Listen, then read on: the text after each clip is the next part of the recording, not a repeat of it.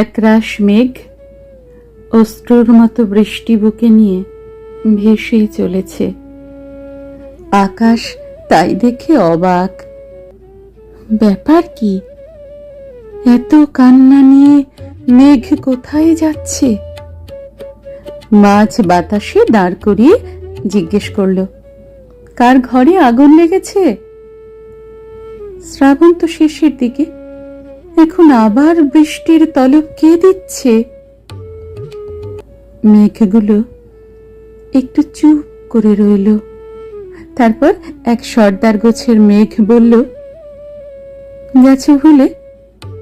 যে মানুষটা ব্যাপ্তিতে তোমার চেয়েও বিস্তৃত, যার সৃষ্টির রামধনুতে আজও পৃথিবী রঙিন, এক জীবনের বিষাদ মন্থন করে যিনি সবার বাঁচার অমৃত রসদ এনেছেন তুলে, আজই তো সেই স্বপ্ন পথিকের চলে যাওয়ার দিন। ভুলে গেছো তুমি তা আকাশ?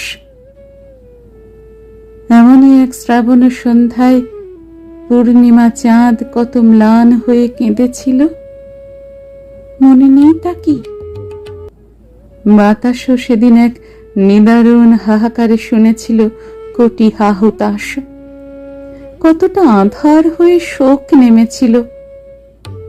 সেই কালো রাত তুমি ভুলে গেলে নাকি? আকাশ স্তব্ধ হলো। তার মনে এলো সেই পরিচিত মুখ, সভ্যতার শেষ ঋষির। পথ ছেড়ে সে মেঘদের বলল, যাও, পৃথিবীকে দেখাও কতটা বিষণ্ণ আজও আমাদের মন। ঈশ্বর হারানোই আমাদের কান্নারা ঝরুক অঝরে, ধরে রূপ বৃষ্টির। ভেজা মাঠ, ঘাট, বাট, শহর, গঞ্জ, গ্রাম, সবার আসুক মনে আজ সেই বিষাদিয়া 22শে শ্রাবণ।